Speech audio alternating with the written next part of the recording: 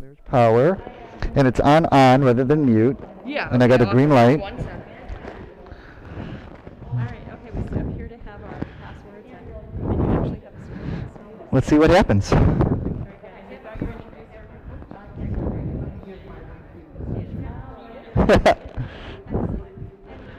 Again, I will be getting up at 9:10, so That'll be a good heads up to me that we're getting close. Thank you.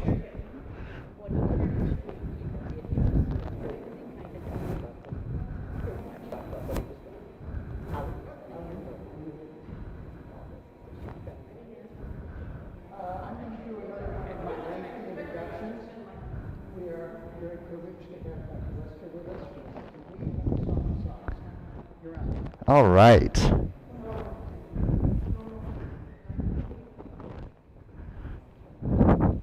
Well, now that John's done talking our ears off, welcome everybody, and thank you for having me. Song of Songs. We started last week looking at the content. Oh yeah. Sorry. This is easier, yeah, for you to see. I know exactly what you mean. Being able to see a person's face moving is very good for being able to tell what I'm saying, what consonants I'm using, and so on. Feels strange. Feels strange. I'm like, oh wow. Get used to it again. We looked last week at Song of Songs, or sometimes called the Song of Solomon. We didn't talk about that. We're going to talk about that today. Because as John mentioned in his introduction last week, you hear it called the Song of Songs, you hear it called the Song of Solomon, you hear it called Canticles, and we'll talk a little bit about that today. And we looked at some of the content of the Song of Songs. We looked at more than half of the content of the Song of Songs. It's just a little book.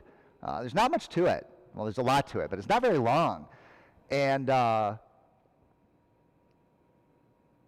people noticed, I can't remember who made this specific comment, but that it looks like a girl's diary, doesn't it? Oh, let him kiss me with the kisses of his mouth, and so on. It's a bunch of love poetry, and you know, we talked a little bit about how this has confused interpreters, really, folks, since before there has been a Bible.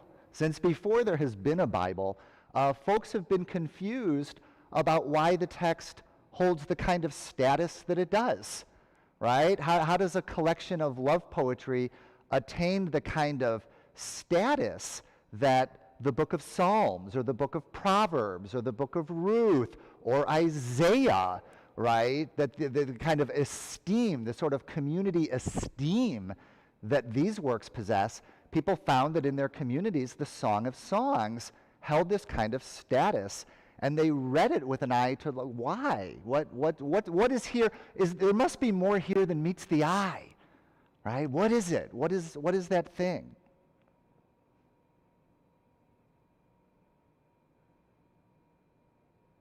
Solomon does come up, you know, in this, the very first line in the Song of Songs as we have it is the Song of Songs, which is Solomon's, or the Song of Songs, which is of Solomon, or which is regard to Solomon. And Song of Songs, Shir HaShirim, this expression, this doubling, Song of Songs, you might recognize that construction from things like Lord of Lords, King of Kings. There are others, both in the Bible and in other ancient Near Eastern literature from cultures that are neighbors to the Bible, you know, to Israel. And what it means is it's a superlative. It's a way of saying the best. So when you hear, like in your hymns, King of Kings, what they're thinking is not king over all these other kings, like King of Kings, Lord of Lords, but King of Kings, the most superlative of kings, the most royal of kings, the most lordly of lords. That's the idea of that construction. So the Song of Songs is a way of saying the song, the perfect song, the song by which all other songs must be measured, right? The best song. So the best song, which has something to do with Solomon. Traditionally, this superscription has been taken to mean that Solomon wrote the Song of Songs. And this is typical of these superscriptions in the way that they've been understood and interpreted traditionally. In the Psalms, many, like 73 of the Psalms, that's almost half, folks, say something about David in the superscription, usually of David, or with regard to David. Le is the Hebrew, le David. And then, but even in the Psalms, there are other superscriptions, like of other people, le Asaph and others, and a number of them aren't attributed to people at all. According to the lilies is one of the superscriptions. I don't think the lilies wrote those ones. It's just that it's according to the lilies. It may have to do with a musical setting. It may have to do with, the Psalms give a lot of evidence of being sort of a collection of collections. That is, that there are smaller collections of Psalms that were brought together into the book of Psalms as we have it. And so many of these titles, even of David, but also of the lilies and so on, may refer to earlier collections, right? That there was an earlier collection of Psalms that was considered to have something to do with David, as well as these other collections. And there was a period late in Israel's history when, like I said, as these works began to have all this esteem in the communities, they began to be ascribed to revered figures in Israel's past. This became the book of Daniel is an example. It's a book that is written very late in Israel's history, but takes as its figure an earlier figure, this figure Daniel. Did I say David? I meant Daniel, this figure Daniel. The book of Samuel, right? We call it the book of Samuel because it came to be ascribed to Samuel. But if you look at it, it doesn't say like, I, Samuel, did this, It's about Samuel, and it's also about a lot of other people. So there's this, in this late period in Israel's history, it's reasonable that just as the book of Proverbs, for example, came to be attributed to Solomon because he is mentioned in it from time to time. So the Song of Songs came to be attributed to Solomon because he's mentioned in it from time to time. A little bit of housekeeping that I should have mentioned at the beginning. For folks that are participating remotely, you're also in a position to ask questions during our session today if you choose. And the way you can do that is simply to send an email to questions, with an S, questions@anuma.com. I'll show that to you really quickly. Well, that's not the one. There we go. Questions@anuma, A-N, like in Nancy, U-M-M, like Mary, A, A-N-U-M-M-A. Please feel free to do that, and I'll make sure that I look at that from time to time while we're doing this. So Solomon comes up in the Song of Songs, which is of Solomon, or which pertains to Solomon. There's a nice bit later on in, there's only 8 chapters in here, and it'll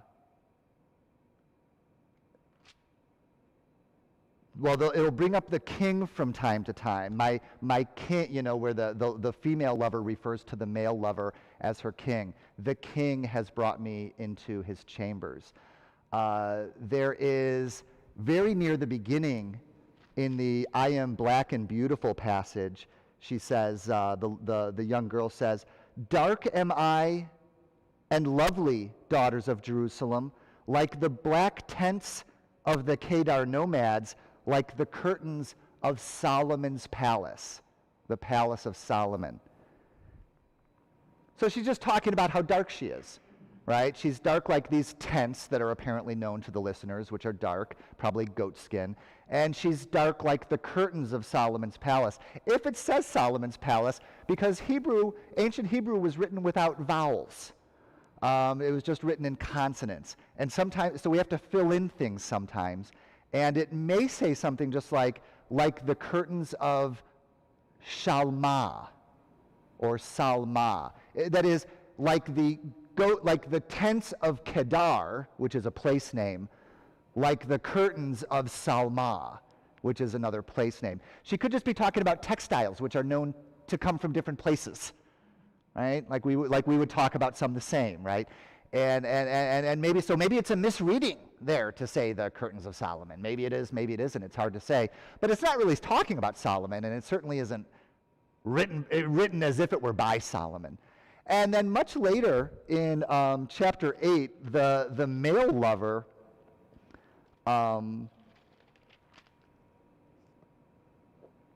he says, kind of out of the blue, Solomon had a vineyard in Baal Hamoni. He gave charge of the vineyard to keepers. One would bring in exchange for its fruit 1,000 pieces of silver. Oh, that's some garden. My vineyard, my very own, is before me. You can have the 1,000, Solomon, with 200 for those who tend the fruit. In the way that the lovers are speaking to each other at this time, very often, and we'll see this over these weeks, vineyard is a metaphor for the lover, for the female lover. Sometimes vineyard or garden serves as a metaphor, of the lover herself, the young girl herself. She is his garden. My love is he says, my love is an enclosed garden, a locked pool. Right? So sometimes the garden or the vineyard is the girl, the lover. Sometimes it's the place where they meet. It's their getaway. It's their rendezvous point, right? It's the place where they find one another. So in this text, when he says, "Oh, Solomon had this amazing vineyard and its fruit were just, worth more than you can imagine, but my vineyard, apparently my lover, right? My vineyard is here before me. Solomon can keep his. I'll keep mine, right? So something like that. So that's a place where Solomon comes up. But so that's about it. That's about it for Solomon in the song. So what else? What else could be going on there in terms of what this? So part of the reason why this thing could have ended up in the Bible is that it talks about Solomon from time to time and comes to be ascribed to Solomon. But then when you get into it, it's kind of slim pickings, right? To get to the Solomon stuff. Doesn't feel very Solomon-y. The song doesn't mention God. No God in the Song of Songs. Well, it's not that there's no God, but the song doesn't mention God. There's not a lot of books in the Bible where you can say that there's no mention of God. Ruth comes close. There's no real talk about God in Ruth. There's a couple of places where one of the characters will say something like, God bless you. God bless you. May Yahweh bless you is what they say. God bless you. Twice. That's it for God in the book of Ruth, folks. So in the book of Ruth, God is not, it's not like, say, Genesis or something like, and then God looked down and saw Ruth and Boaz, and then God said to Boaz. There's none of that in the book of Ruth. It's just people interacting with other people, and at notable points, blessing them in the name of God, but that's about it. The book of Esther, which is Bible for some people and not Bible for other people, the book of Esther, no mention of God. And there's a gruesome, the book of Esther is something, but no mention of God. That's about it. All the other books in the Bible and the Hebrew Bible, the Old Testament, are about what you would expect. God is a character. God comes on the scene and says things and does things and interacts with people. Not in the Song of Songs. Not in the Song of Songs. So what's it doing? What's it doing in there, and what do we make of it? People have been answering this question for very, very long. And today we're going to look at a few examples specifically from the early church and the early rabbis, and then getting a little bit into a couple of the medieval people and see what they do with it. Susan, yeah.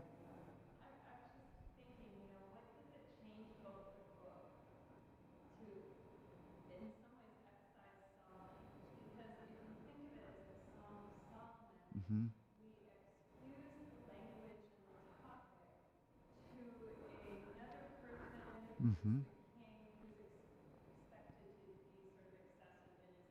Mm-hmm. Mm.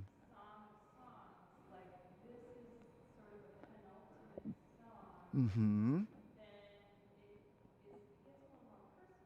Yeah.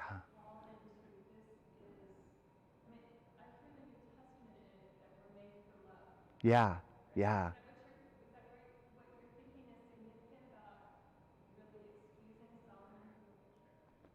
No, but I love it, and I agree. So for those who couldn't hear briefly, or my summary, Susan was saying,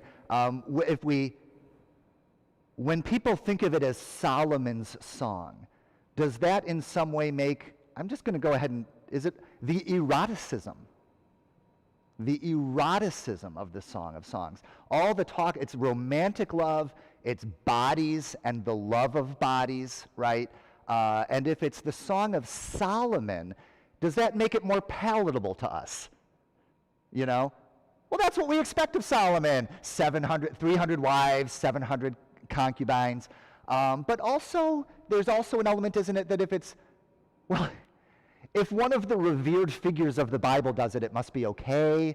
There's also a sense that royalty are going to do as royalty do. They're going to talk as they talk. And also that there's this courtly, right? If this Song of Songs, this romantic literature, is placed in a royal court, then we can imagine it being consumed and viewed and heard by royal figures and nobility in an elegant setting. And it, I don't know, maybe takes it out of the streets or something, right? Kind of elevates it in some way. Not that Song of Songs, you know what I mean. But if we take Solomon out of it, then we're just left with the content itself. It's just, Solomon's out of the picture. It's just us and human, bodily, young, romantic love in the Bible. And it can be hard for us then to know what to make of it once we're there on our own. Yeah. So here's a couple examples.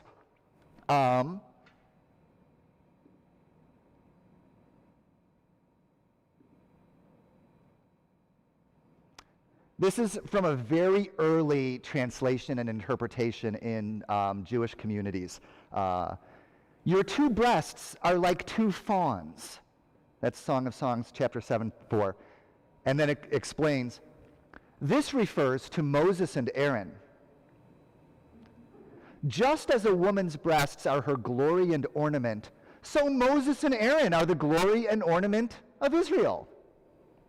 Just as a woman's breasts are her charm, so Moses and Aaron are the charm of Israel.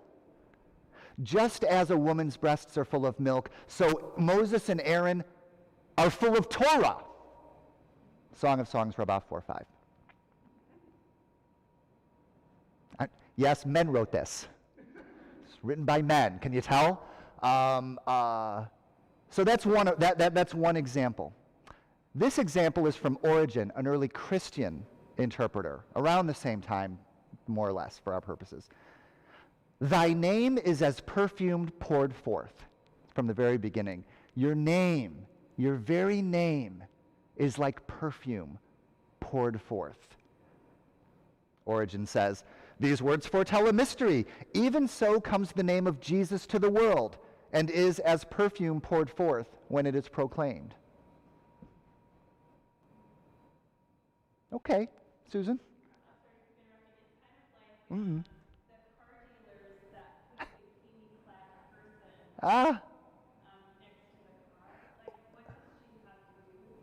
Yeah, yeah. Mm.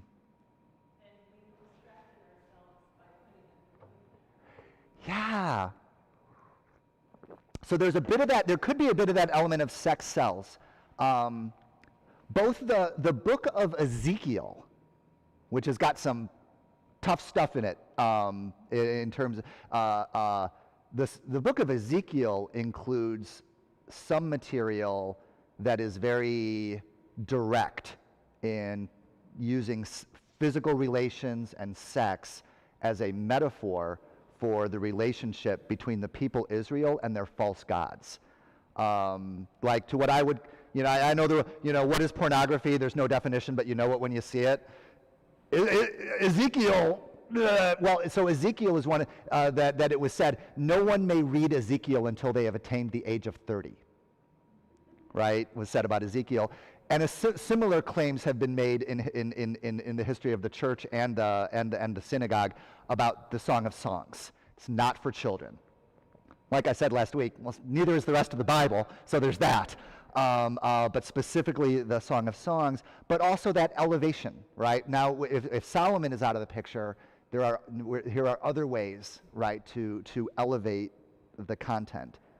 And there's a little bit of that, I'll say more about that in a little bit. We'll look at a couple more examples that are coming up. So in Song 214, I just love this. I just love the poet. Song of Songs is so beautiful. My dove, this is the man. My dove in the rock crevices, hidden in the cliff face. Let me catch sight of you. Let me hear your voice. The sound of your voice is sweet, and the sight of you is lovely. So pretty. So pretty. Something like,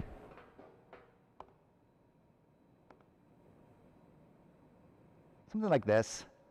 If you can't see it very well, it's just rock crevices. It's just a beautiful day in the mountains, with these rock crevices.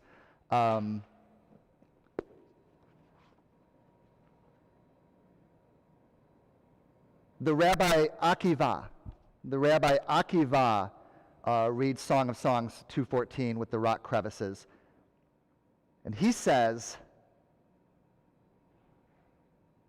this refers to the hour that the children Israel stood on Mount Sinai, that is, receiving the law, right? Receiving the 10 Commandments. Cecil B. DeMille, you saw it. Show me your face, as it says in Exodus. This means, as in Exodus, all of the people saw the voices. That's something, when the people see God's voice and thunder and lightning, flying around. And when Song of Songs says, let me hear your voice, this is when the people said to God, all that you tell us we will gladly do. When the song says, for your voice is pleasant, this is the voice after the commandments when God says, God has heard the voice of your speaking, that which you have said is goodly. So that's Akiva. Yeah, there's laughter in the front rows. What makes you laugh? What makes you laugh? I promise I share it with you. Just make up anything you can make up to justify it. And that's amazing. She said, make up anything you can to justify it, right? There's this sense that you've discovered something about the nature of this rabbinic mode of allegorical interpretation. Everything is about Sinai or Exodus. Everything is about Sinai or Exodus. Your two breasts are like two fawns. This refers to Moses and Aaron, who are full of Torah. Because everything is about Moses and Aaron, about Sinai and Exodus. For Origen, right? Your name is as perfume poured forth. And then Origen says, you know whose name smells great? Jesus. Because it's always Jesus, right? If there's an unnamed man in the furnace in the book of Daniel, it's Jesus, right? If Abraham meets a man, right, a messenger of God, but it just says a man, well, it's Jesus, right? It's always Jesus. We've unlocked a great truth of how allegorical interpretation, and when you say arbitrary, I'm reminded of a biblical scholar, Othmar Kiel, who hates allegory. He just hates it. He just has no patience for any of it. He does not appreciate it in the way that many biblical scholars do. And he says something like, if two allegorists reach the same interpretation, it's because one has copied the other. Right? Because it just is, if you leave them in separate rooms, they're all going to come up with different arbitrary stuff. But always about Moses and Aaron, always about Exodus and Sinai, always about Jesus, right? Depending on the interpreter. And so maybe here's Othmar Kiel is going to be justified because, so we heard Rabbi Akiva on it. By the way, Rabbi Akiva was in love. This is just an aside. But Rabbi Akiva was in love. Rabbi Akiva was in love with his wife. Very much in love with his wife. It confounded his peers how much he loved his wife. He spoke of her as someone who provoked and prompted his study. And you can tell the way he writes about it, he doesn't mean like she just ironed his shirts and cooked meals so he could study Torah all day. Although I'm sure she ironed his shirts and cooked his meals so that he could study Torah all day. But he appears also to have interacted with her and her with him about Torah.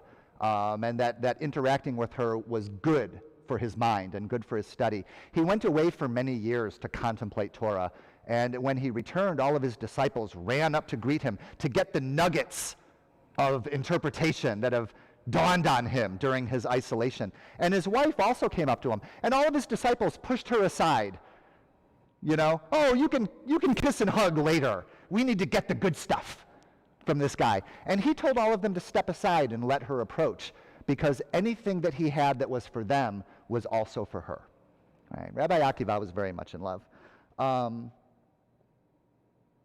Eliezer. So Rabbi Akiva, I sort of picture his Sinai like this. There's these clefts in the cliffs of Sinai, and there's all kinds of pyrotechnics and horrors going on as God sends his thunder and lightning and his voice and all that. And the people are hiding in the crevices of the rock. The crevices of Sinai are protective. They're good crevices, right? The people are tucked away in the good crevices, the safe crevices of Sinai, while all the thunder and lightning is going on. But now Eliezer is going to come along, and he's going to say this. This verse, my love, my dove in the clefts of the rock, this is where they were hidden in the hiding place alongside the sea. We're about to enter the Red Sea, being pursued by the Egyptians. Let me hear your voice. This is the singing when, so you hear the arbitrariness, right? Let me hear your voice. Oh, this is the voice when it says Moses sang. Moses sings the song right after their deliverance. For your voice is lovely and your visage is beautiful. This is when Israel said in the song after deliverance at the Exodus, this is my God and I will beautify him. So it's like anything that is said in the Song of Songs is going to be Moses and the people and God talking but this time it's at Exodus. Because for Eliezer, the crevices in the cliff are these guys, the Egyptian chariotry and the sea itself. The people are trapped between the sea, which is not yet split open, and the chariots. They're trapped between a rock and a hard place, between Scylla and Charybdis, right? They're in the between hammer and tongs. That's them between the Egyptians and the sea. These are the crevices of the rock for Eliezer. They're bad crevices. If you're Akiva, these are good crevices at Sinai. If you're Eliezer, these are bad crevices, right, between the Egyptians and the sea. You're hearing it. You're hearing, as you say, it's going to be Moses and Aaron. It's going to be, that is that sense. And this is me. You can hear, I'm going to be honest with you. I have trouble appreciating allegory. It's not part of my training. I'm a lot like Othmar Kiel. It all sounds very arbitrary to me. And there's that sense of, well, you know where you're going to get. You're going to get to it being about Jesus, or you're going to get to it being about Moses and Aaron. But in my study of Song of Songs and learning more about it, my appreciation is growing. And this is what I was saying. I was going to save this for my big finish today. Let's do it now. It's on my mind. I thought of it in the car on the way over here, which is when all the best thinking happens. I forgot it. No, I don't think I forgot.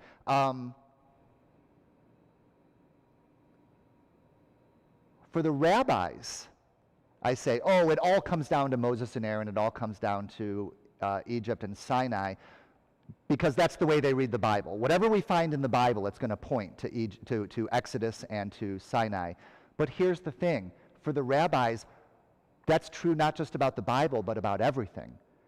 The whole universe points to the deliverance of the people Israel from Egypt. The whole universe points to the giving of the law to the people Israel on Sinai, because those are the best things that have ever happened to the people Israel, and they are pivotal for God's ways with the whole world, right? That if you want to know what kind of a God the God of Israel, the God of the cosmos is, that's where you look. And I think this is my words, not theirs, but I think they would nod and agree in some way, and then they'd argue with me and tell me how I'm saying it wrong, because that's scholarship. The deliverance of the people from Exodus, from Egypt, and the giving of the law on Sinai, God's greatest gift to the people, the law, those realities are woven into the creation of the universe from eternity for the rabbis. Everything points to those things. So why shouldn't the Song of Songs? The Song of Songs is just like everything else. Of course it points to these realities. And for Origen, of course, these texts point to Jesus, right? Why? Because the whole universe points to the Christ, right? The whole universe, the salvation of the peoples through the life, death, and resurrection, the incarnation, life, death, and resurrection of Jesus the Christ is woven into the creation of the universe from eternity. So why shouldn't everything, of course, why shouldn't the Song of Songs point to Jesus? Because, hey, what doesn't? What doesn't? And then I start to think it's kind of nice. And I kind of think the allegory is kind of nice. It's still arbitrary. It's still arbitrary. But so, you know what, so what? So what?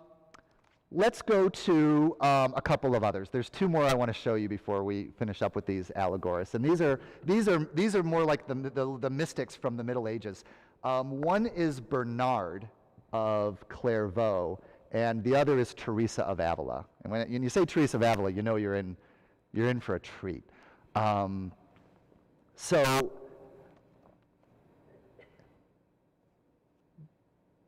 this is the text that they're taking into consideration is just one verse. You know, and that's another thing about allegory. It's very atomistic. I always learned if you're going to understand a text, you like chapter 1, verse 2, you have to look at its immediate literary context. You got to see how it fits into the bigger picture. You got to take seriously the whole context. And I think all these things are true. Allegorists don't care about that at all. Every verse, every phrase, often every word can be pulled out and ruminated is the wrong word, meditated on for its own significance. So this verse, if only he would give me some of the kisses of his mouth. Oh, your loving is sweeter than wine. Oh, if only he would. This is the very beginning of the song. After the Song of Songs, which is, listen to it in the Hebrew. It just sounds so delicious. Speaking of mouth. The superscription, listen to Shir Hashirim Asher Lishlomo. Shir Hashirim Asher Lishlomo. And then this verse kicks in, Yishakeni Nishake Pihu. Yishakeni Nishake Pihu. If only he would kiss me with some of the kisses of his mouth. Oh, your loving is sweeter than wine. And Bernard reads this and says, why this sudden and abrupt beginning in the middle of speech? Like, this is the beginning of the song. The song just erupts forward at the beginning. The very first words are this exclamation. Let him kiss me with the kisses of his mouth. And then again, if she asks for a kiss from someone, why does she specify, asked Bernard, with his mouth? What else is he going to kiss her with? He's asking this. Like, his ear? His nose? Like, it's a kiss. As if lovers were in the habit, he says, of kissing with anything not their mouth. Or, he says, with kisses that are not their own. Why does it say his mouth? Oh, that he would kiss me with the kisses of his mouth. Oh, she must mean, like, not with his dog's mouth. Or his friend's mouth. Right? Bernard is asking this very seriously. Why these details? Why these details? And he says, what a delightful way of putting it. We begin with a kiss, and put to us in such a way that we delight to search into what lies hidden in it, right? This beginning without a beginning. For Bernard, the song is supposed to begin in a confusing way. because reading the song, he says, is a labor of love, right? The song sets us puzzles and difficulties right from the opening to provoke us, intrigue us, to draw us in like a lover, to draw us in to intimacy, right, for Bernard. For Bernard, he'll say that the song brings us in by steps from kisses of the feet to kisses of the, this is our improving understanding, right? Kisses of the feet is all we can manage at the beginning because it's so hard to understand. And then eventually kisses of the hand. And then when we achieve understanding, kisses of the mouth is what the Song of Songs offers us. For Bernard, the song between these lovers is a metaphor for the journey of our soul in pursuit of the Christ. Our soul is like a fragment of the Christ that seeks to be united with the Christ in eternity. And that pursuit, the Song of Song invites us to imagine, is a romantic pursuit, is a loving pursuit, even to some extent an erotic pursuit, right, for Bernard. This is in a time when the humanity of Christ, the incarnation, was a very big part of the theology of the day. So bodies were a big deal, and the Song of Song is nothing if not about bodies, as we'll see, as we'll continue to see through these weeks. Your breasts are two fawns, your neck is a tower, your hair is the goats coming down from Gilead, bodies, bodies, bodies. And it's also a time when, and I appreciate this very much, the theologians of the previous generation were considered to be very dry and stuffy and reasoning and full of cold logic. And for Bernard, the pursuit of the soul for the Christ needed to be more than about the mathematical formulations of theology, right? It had to have, one of my students said last week that for Bernard, he paraphrased, if you don't love it, you don't get it. If you don't feel the love, you don't get it, right? Teresa was a little bit later, around the same time, and Teresa read this same text, and she had a similar response to the elements of it. She says, let him kiss me with the kiss of his mouth. And then why does it say like with his mouth? And why does it say his mouth? And so on. And she says, I don't understand why this is. Teresa's a nun, right? She's a nun. She's a bride of Christ. I don't understand why this is, and that the fact that I don't understand gives me great delight. I love not to understand, Teresa says. I love not to understand. Because then she's not going anyplace. If we understand something, we close the book, we put it down, right? Our understanding is complete. I don't understand. I gotta stay in it. I gotta stay in it because I don't understand. I gotta stay in that relationship. She says, in what better way could we be occupied to prepare rooms within our souls? She's talking to her fellow nuns, her sister nuns. To prepare rooms within our souls for our spouse and reach the stage when we can ask him to give us the kiss of his mouth. Oh, my daughters, what a great state of life we are in. For no one but ourselves can keep from saying these words to our spouse, since we took him for our spouse when we made our professions. She says, people will say I'm a fool, that the words of the song don't actually mean this, that arbitrariness, that they don't really mean it, that I'm being arbitrary, and also that we must not speak such words of God. But she says, the soul that is enkindled with a love that makes it mad desires nothing but to say these words, let him kiss me with the kisses of his mouth. Indeed, the Lord does not forbid us to say them. These words in themselves, taking them only literally, as in the song, would truly cause fear if one were to uttering them in her senses.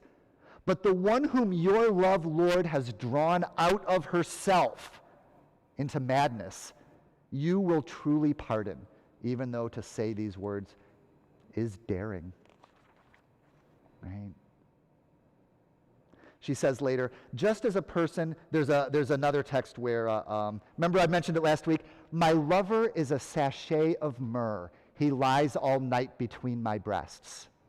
Yeah, and she says, just as a person is caused to swoon from great pleasure and happiness, it seems to the soul that it is left suspended in those divine arms, leaning on that sacred side and on those divine breasts, right? So she imagines herself lying on the breast of her spouse, the Christ. So for Bernard and Teresa, I know we're right at time, we're about a minute away. For Teresa and for Bernard, the key to making sense of the song in their walk with Jesus is to surrender to senselessness, the senselessness of romantic passion. To surrender to the invitation of the song into the madness of young love. That is the way for them, for the song to lead us on the path that our soul desires to take into union with Christ. Maybe I do like allegory after all. Maybe I do. So I'm going to invite you. We're going to do this for 4 more weeks, and we'll do different things. But among the things that I hope we'll do then, or that maybe we'll hear the invitation that these folks are offering, to be arbitrary, and let the song take us to where we know we want to go anyway, and to surrender to the song taking us there the way that it wants to, right? In the language of romantic love, of even erotic love, of young love, of senseless mad love. And we'll see where it goes. We'll see where it goes. Next time? Good. Thank you so much for your time today. I appreciate it. We'll see you next time.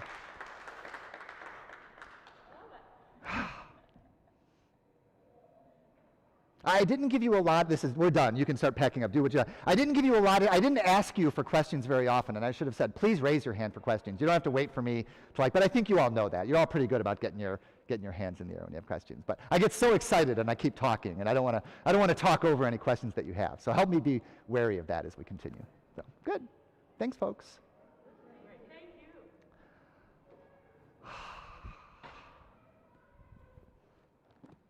After last, when you said that we're not supposed to read this, in chapter 30, and we've asked last week, I wasn't here last week, but I listened in. Oh.